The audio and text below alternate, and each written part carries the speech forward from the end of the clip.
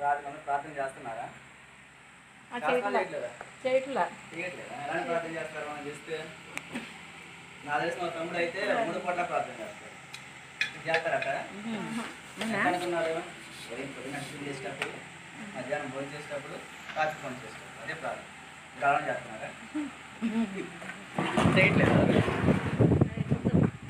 చేయండి, ప్రార్థన చేయండి. ప్రార్థన మనకి ఎంతో ఉపయోగపడుతుంది. మన శ్వాస తీసుకోవడం ఎలా ఉంటానో అలానే మన ప్రార్థన కూడా మనకు ఉపయోగం ఉంటుంది అన్నమాట. ప్రార్థన ద్వారా మనం ఏమన్నా చేయగలుగుతాం అన్నమాట. సింహాల బోనంలో దానియేలుని పడేసారు. ఎలా ఎందుకు పడేసారు తెలుసా మీకు? ఎవరికైనా? ఎవరు తలకాయలు పట్ల లేదు, తెలియదు. 112 మంది సైన్యాధిపతులు, 3 అధికారులు ఉన్నారు. ఆ అధికారులో కూడా దానియేలు పై అధికారం అన్నమాట. ఆయన చూసి వాళ్ళందరికీ కోపం వచ్చింది. ఈయన పై అధికారం ఉన్నాడు, ఈయన ఎలా అయినా సరే సింహాల బోన్లో వేయాలని చెప్పి నిర్ణయించుకున్నారు. వాళ్ళు నిర్ణయించుకొని ఏం చేశారు? ఎక్కడ ఆయన తప్పు దొరకట్లా. తప్పు దొరకపోతే దొరుకుంటారా? ఆయన ఏదో చేయాలనుకున్నాడు. ఆ తప్పుగా ఇప్పుగా ఉన్నారు. ఆయన చేసే తప్పు ఏంటంటే దేవుడితో దగ్గరగా ఉంటాడు, మమేకమే. అది ఎలా? ప్రార్థన ద్వారా. ప్రార్థన ద్వారా దేవుడికి మమేకమై ఉండి ప్రార్థన చేస్తూ ఉన్నాడు అన్నమాట. అది వాడు తప్పుగా కనపడింది. వీడు ఏం చేస్తారు? రాజుగారి దగ్గరికి వెళ్ళి, రాజా మీరు తప్పితే ఇక్కడ ఉన్న ప్రజలు ఎవరు ప్రార్థన చేయకూడదు, ఏ దేవుడికి పూజించకూడదు, మిమ్మల్నే పూజించారు అని చెప్పి ఒక తీర్మానం తీసుకొస్తారు. శాసనం అనమాట. రాజు శాసనం అంటారు. రాజు శాసనం అంటే మనకు తెలిసే ఉంటుంది. ఇప్పుడు కోర్టులు కేసులు ఏముండవు. రాజు శాసించాలంటే తలకాయ తీయాలంటే తీసేయాల్సిందే, ఏమైనా చేయాలంటే చేయాల్సిందే. ఆ శాసనం ఉంది తెలుసు కూడా దానియేలు దేవుడి గురించి ప్రార్థన చేయాలని నిర్ణయించుకున్నాడు. దేవుడితో ప్రార్థన చేస్తున్నాడు. ఆ శాసనం ఉంది కాబట్టి ఏం చేశారు?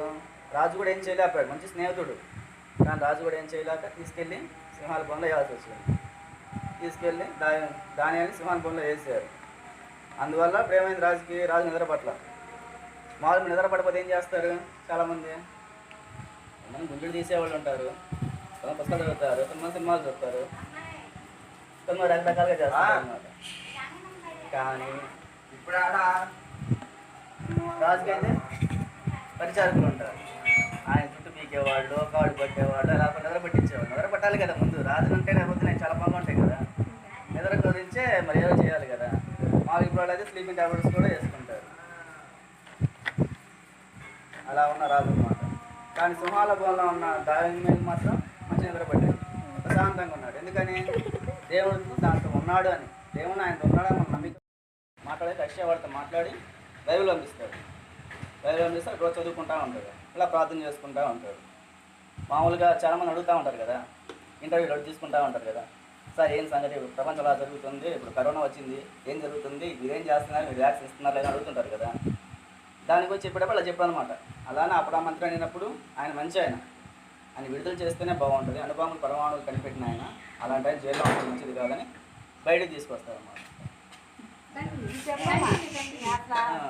బయటికి తీసుకురా రష్యా సైన్యంతో మాట్లాడతాడు.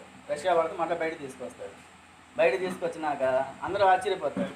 అందరూ అడుగుతారు, ఏంది అసలు ఇలా విడుదలయ్యాలి, మీరు ఎలా అనుకున్నారు? మీరు అసలు అనుకున్నావు అట్లా విడుదల అవుతావని అనుకుంటే అది నా కార్యం కాదు.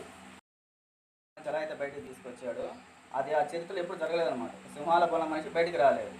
అదేవిధంగా మళ్ళీ ఇప్పుడు ఈయన అనుభవం కనిపెట్టిన ఆయన కూడా ఆ శైబీల జనాల నుంచి బయటకు తీసుకొచ్చాడు. ఎవరి కార్యం?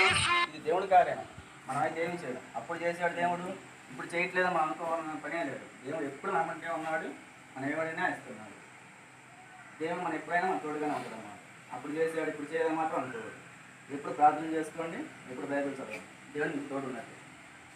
ఇప్పుడు ప్రార్థన చేస్తారుగా, చేస్తాం. హల్లెలూయా చెప్పండి. హల్లెలూయా.